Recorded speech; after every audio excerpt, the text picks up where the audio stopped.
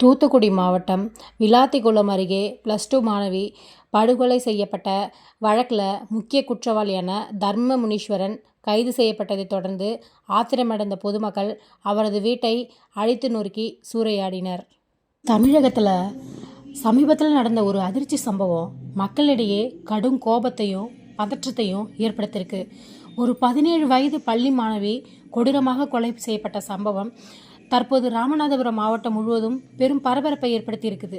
இந்த சம்பவம் எப்படி நடந்தது, குற்றவாளி எப்படி போலீசாரிடம் சிக்கினார், அவரது பின்னணி என்ன, குற்றவாளியின் வீட்டில் என்ன நடந்தது, சூறையாடல் சம்பவம் என்ன, இவற்றையெல்லாம் விரிவாக இந்த வீடியோவில் பார்க்கலாம். அதனால் வீடியோவை முழுவதும் பாருங்கள், ஸ்கிப் பண்ணாதீங்க. ராமநாதபுரம் மாவட்டத்தில் உள்ள சாயல்குடி பகுதி பொதுவாக அமைதியான ஊராகவே தான் கருதப்பட்டது. ஆனால் கடந்த மார்ச் மாதம் 10ஆம் தேதி நடந்த ஒரு கொடூரமான சம்பவம் அந்த அமைதியை முழுவதுமாக குலைத்து விட்டது. அன்று இரவு சுமார் 17 வயதுடைய +2 மாணவி இயற்கை உபாதை கழிக்க வீட்டை விட்டு வெளியே சென்றதாக கூறப்படுது. ஆனால் அந்த மாணவி மீண்டும் வீட்டுக்கு திரும்பல. இதனால் கவலையடைந்த பெற்றோரும் உறவினரும் அந்த மாணவியை பல இடங்களில் தேட தொடங்கியிருக்காங்க. இரவு முழுவதும் தேடியும் அந்த மாணவியோட தடயமே கிடைக்கல. மறுநாள் காலையில் அருகில் உள்ள காட்டுப்பகுதியில் அந்த மாணவி சடலமாக கிடந்ததை மக்கள் கண்டுபிடிச்சிருக்கிறாங்க. இதனால் அந்த பகுதி மக்கள் முழுவதும் பெரும் அதிர்ச்சியும் பதற்றமும் நிலவிருக்கு. இந்த சம்பவம் குறித்து தகவல் கிடைத்ததும் போலீசார் அவர்கள் உடனடியாக சம்பவ இடத்திற்கு வந்து விசாரணையை தொடங்கினாங்க. மாணவியின் உடலை கைப்பற்றி மருத்துவ பரிசோதனைக்காக அனுப்புனாங்க.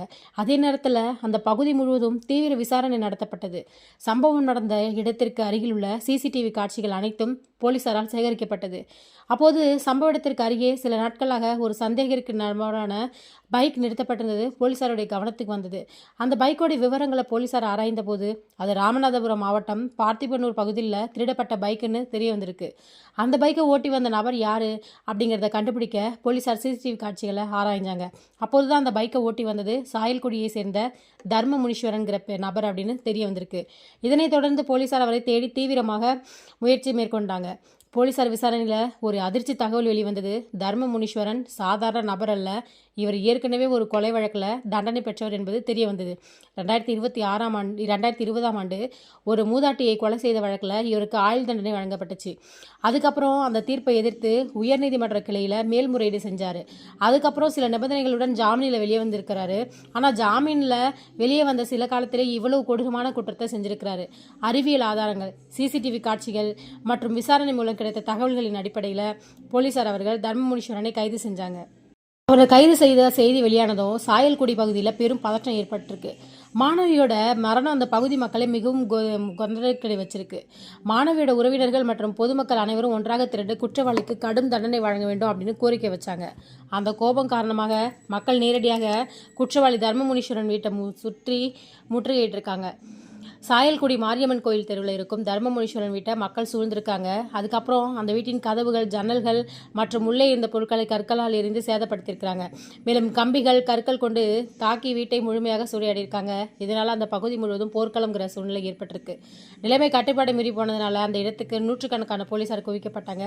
போலீசார் பல மணி நேரம் முயற்சி செய்த பிறகு மக்களின் கோபத்தை கட்டுப்படுத்த முடிஞ்சது.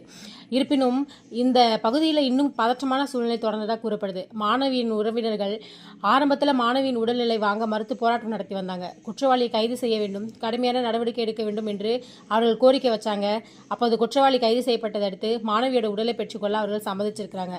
இந்த சம்பவம் தற்போது முழுவதும் பெரிதும் பார்த்தோம்னா அதிர்ச்சியை ஏற்படுத்தியிருக்கு. பெண்கள் மற்றும் சிறுமிகளின் பாதுகாப்பு குறித்து மீண்டும் ஒரு முறை பெரிய விவாதம் ஏற்பட்டிருக்கு. குற்றவாளிகளுக்கு கடுமையான தண்டனை வழங்க வேண்டும் என்று பலரும் கோரிக்கை வச்சிருக்கிறாங்க. இந்த சம்பவம் குறித்து நீங்கள் என்ன நினைக்கிறீங்க? இந்த மாதிரியான கொடூர குற்றங்கள் நடக்காமல் இருக்க என்ன மாதிரியான நடவடிக்கைகள் எடுக்க வேண்டும் என்று நீங்கள் நினைக்கிறீங்க? உங்கள் கருத்தை கமெண்ட்ல பதிவு செய்யுங்க.